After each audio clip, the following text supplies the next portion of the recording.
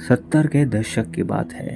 एक दिन सुबह सुबह श्रीमती शीला चौधरी, जो मेरे ससुराल के पड़ोस में रहती थी, आई और कहने लगी, मेरे गुरुजी के हाथ में ओम है और वो आपकी पत्नी श्रीमती गुलशन को ठीक कर सकते हैं। तभी मेरी पत्नी गुलशन को लेकर श्रीमती शीला के साथ मैं और मेरी पत्नी का भाई करजन रोड पर स्थित गुरुजी के ऑफिस पहुंचे। वहां पहुंचकर उसने हमें रुकने के लिए कहा और स्वयं गुरुजी को लेने अंदर चली गई। लेकिन ये क्या, थोड़ी देर के बाद एक खूबसूरत सा नौजवान, जिन्होंने हल्की नारंगी रंग का स्वेटर पहना हुआ था और उसके बाजुओं को मोड़ रखा था और शानदार जूते भी पहने हुए थे, के साथ बाहर आई। मैं सोचने लगा कि ये गई तो गुरुजी को लेने, लेकिन ये किसके साथ वापस आई है, क्योंकि वे देखने में तो साधु नहीं, साधारण व्यक्ति लगते थे। उसने हमें उनसे मिलवाया और कहा, ये गुरुजी है। मैं अचंभित रह गया।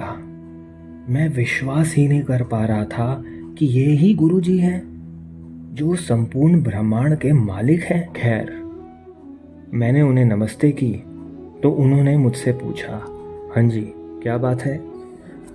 मैंने कहा, सामने कार में मेरी धर्मपत्नी है। वो कुछ दिनों से लगभग कोमा की ही स्थिति में है और पिछले कुछ सालों से बीमार चल रही है।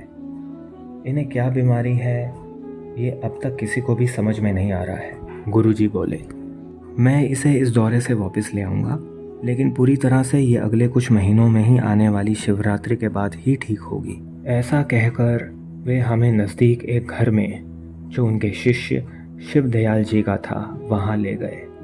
वहाँ पहुँचकर उन्होंने मेरी धर्मपत्नी को एक कुर्सी पर बैठाया और एक गिलास में पानी लेकर मेरी पत्नी की आंखों में जल के छींटे मार दिए।